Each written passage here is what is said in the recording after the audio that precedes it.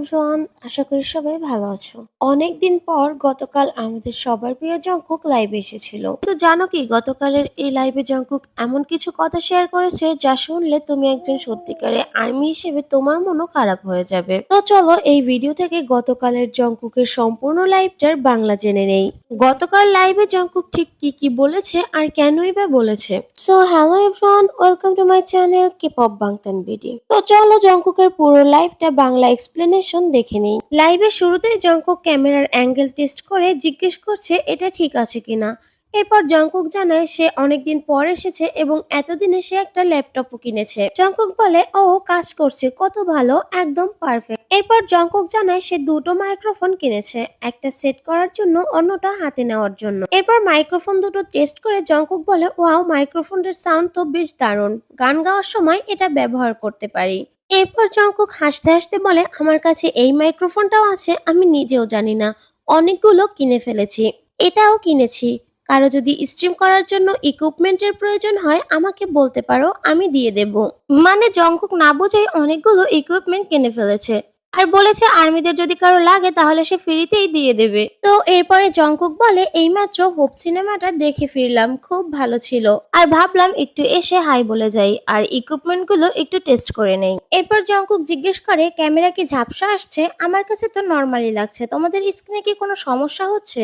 মানে জংকুক যে camera set up করছে সেটাতে আমরা ঝাপসা দেখছি কিনা সেটাই আমাদেরকে জিজ্ঞেস করেছে। এরপর জংকুক নিজের মোবাইলে দেখে আর বলে সবই তো ঠিকঠাক মনে হচ্ছে। এরপর জংকুক বলে উফ, খুবই ক্লান্ত লাগছে, আজ অনেক সকালে ঘুম থেকে উঠেছি। যাই হোক, আজ আমি একা একা সিনেমা দেখতে গিয়েছিলাম, একদমই একা। মানে জংকুক হোপ সিনেমাটা একা একা দেখতে গিয়েছিল। এরপর জংকুক বলে একা সিনেমা দেখতে গিয়েছিলাম আর বের হওয়ার পর কিছু আর্মিদের সাথে দেখা হলো, তাদের সাথে ছবি তুললাম। এভাবে ছবি তুললে আমার কোনো সমস্যা নেই, কিন্তু এর আগে আমি যখন একা ব্রেড কিনতে গিয়েছিলাম একজন লোক সোজা আমার মুখের সামনে ক্যামেরা ধরে দাঁড়িয়েছিল, আমার কাছে ব্যাপারটা একটু অভদ্র মনে হয়েছে।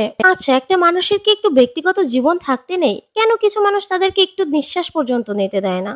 রাস্তায় বের হলে বা টুকিটাকি কোনো কেনাকাটা করতে গেলেও কেন তাদের এভাবে বিরক্ত করা হয়, এটাই বুঝি না।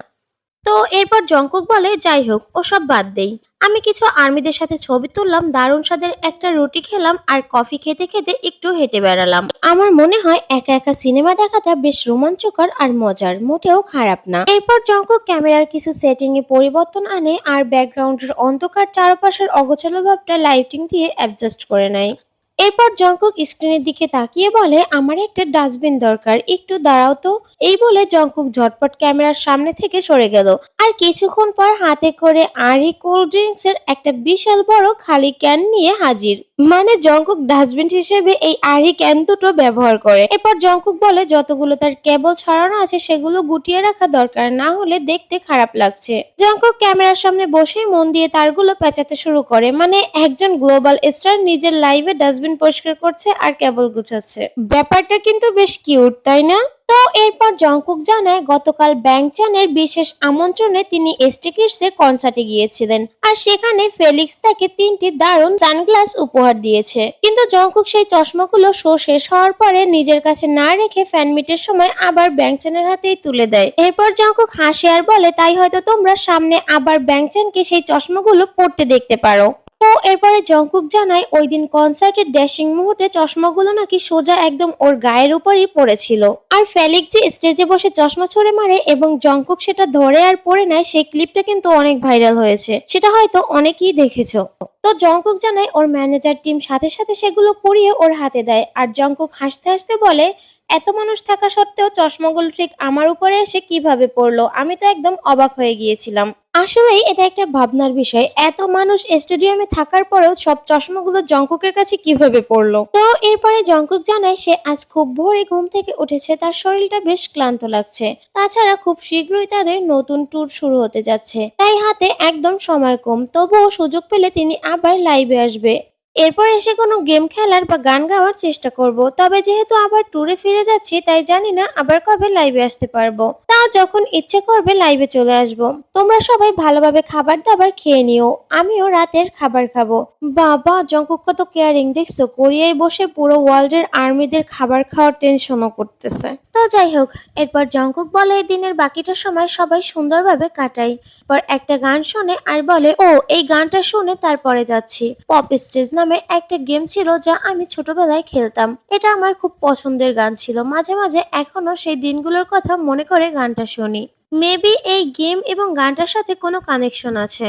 তো এরপর জঙ্কুক মেচা ক্যামেলিয়ন গেম সম্পর্কে জানতে চায় যে 7 জন একসঙ্গে খেলা যায় কিনা। হয়তো ভবিষ্যতে তারা 7 জন খেলতেও পারে। তো এরপর জঙ্কুক সবাইকে রাতে ঠিকমতো খাওয়া দাওয়া করার জন্য এবং সাবধানে থাকার জন্য মিষ্টি পরামর্শ দেয় আর বলে তার এখন গোসল করতে যেতে হবে, তাই বিদায় নিয়ে চলে যায়। তো এই তো ছিল জঙ্কুকের গতকালের লাইভের সম্পূর্ণ বাংলা এক্সপ্লেনেশন।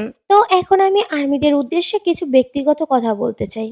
আচ্ছা তোমরাই বলো তো, তারা তো একজন মানুষ তাই না? তারা দিন শেষে তো রক্ত মাংসের মানুষ। তারা কেপপ আইডল বলে কি তাদের কোনো প্রাইভেসি বা ব্যক্তিগত জীবন থাকতে পারে না?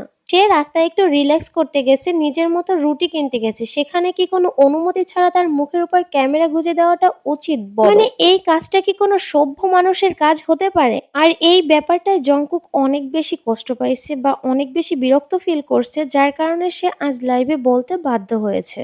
আচ্ছা ফ্যান হয়ে যদি আমরা প্রিয় মানুষের এই সাধারণ স্বাচ্ছন্দ্যটুকুই কেড়ে নেই তবে কেমন ফ্যান হলাম আমরা? ভাই ওদেরও তো একটা নিজস্ব লাইফ আছে, একটা স্পেস দরকার। এই ছোট ছোট বিষয়গুলো কিছু মানুষ যে কেন বুঝতে চায় না, হ্যাঁ আমরা ওদেরকে ভালোবাসি, পছন্দ করি, ওদের দেখলে একটা ছবি তুলতে ইচ্ছে করে, কিন্তু সেটা তো ভদ্রতা বজায় রেখে করা উচিত। তো যাই হোক, হয়তো একটু বেশি বকবক করে ফেললাম, কিন্তু আমরা একজন রিয়েল আর্মি হিসেবে মনে করি এটা একদমই উচিত নয়। তো কমেন্টে তোমার মতামত জানাও, তাদের সাথে এরকম করাটা কি উচিত আমাদের নাকি উচিত নয়। তো আজকের ভিডিও এ পর্যন্ত। যাদের কাছে ভিডিওটা ভালো লেগেছে তারা অবশ্যই ভিডিওটাতে একটা লাইক দিয়ে চ্যানেলটা সাবস্ক্রাইব করে দিবে। আজকের মতো আল্লাহ হাফেজ।